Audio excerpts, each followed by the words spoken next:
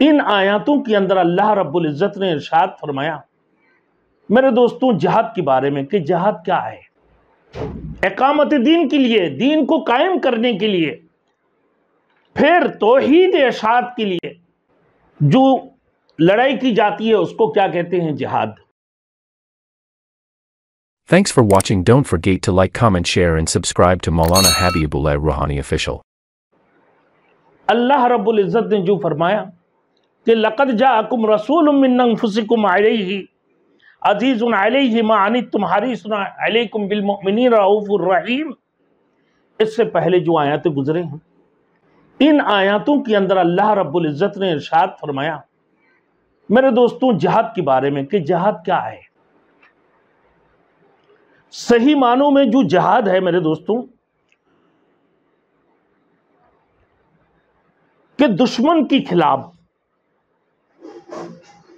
دشمن کے ساتھ براہ راست لڑائی کا نام ہے جہاد۔ مگر یہ لڑائی بذات خود کوئی نیکی نہیں ہے، یعنی بذات خود یہ نیکی نہیں ہے، بالواسطہ یہ نیکی ہے۔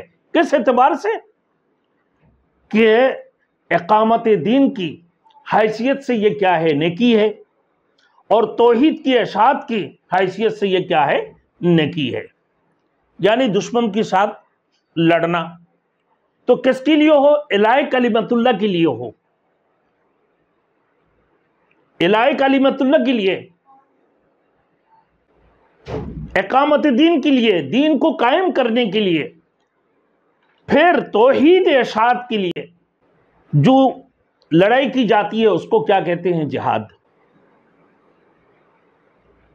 تو جہاد بالذات نیکی نہیں ہے بلکہ بالواسطہ یہ نیکی ہے، یعنی اقامت دین اور توحید کی اشاعت کی حیثیت سے یہ کیا ہے؟ نیکی ہے۔ بہرحال اللہ نے سورت کے اندر جہاد کے قوانین کے علاوہ فرمایا فَإِن تَابُوا وَأَصْلَحُوا فَإِن تَابُوا وَأَقَامُوا الصَّلَاةَ وَآتَوُا الزَّكَاةَ فَإِخْوَانُكُمْ فِي الدِّينِ۔ اگر کوئی بندہ توبہ کر لے کہ جہاد کب ضروری ہوتا ہے؟ جب لوگ دین سے دور ہو جاتے ہیں، توحید اور رسالت سے دور ہو جاتے ہیں، توحید اور رسالت کی جب منکر ہو جاتی ہیں تو اس وقت پر جہاد لوگوں کے اوپر ضروری ہوتے ہیں۔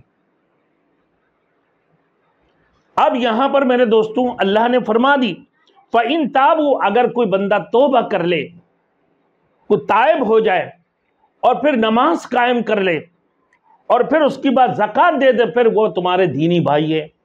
تو مطلب کیا ہے کہ جب بندہ مسلمان ہو جائے، کلمہ گو ہو جائے، کلمہ پڑھ لی ہے، توبہ کرتے ہوئے وہ کلمہ پڑھ لے، پھر نماز قائم کر لے، پھر زکوٰۃ دے دے، پھر وہ تمہارے دینی بھائی ہے، پھر ان کے خلاف جہاد نہیں ہے، یعنی مسلمانوں کے خلاف جہاد نہیں کی جاتی ہے۔ جو امت مسلمہ ہے، امت محمدی ہے، ان کے خلاف جہاد نہیں کی جاتی ہے۔ جو اس دین کی مخالف ہے، جو نماز کی مخالف ہے، جو اشاعت دین کی، اشاعت توحید کے خلاف ہے، اور جو ہے نا اقامت دین کے خلاف ہے، ان کے خلاف جہاد کی جاتی ہے۔ تو لہذا اقامت دین کی خاطر اور اشاعت توحید کی خاطر جو لڑائی لڑ جائے اور اس میں جو مر جائے اس کو شہید کہلاتے ہیں۔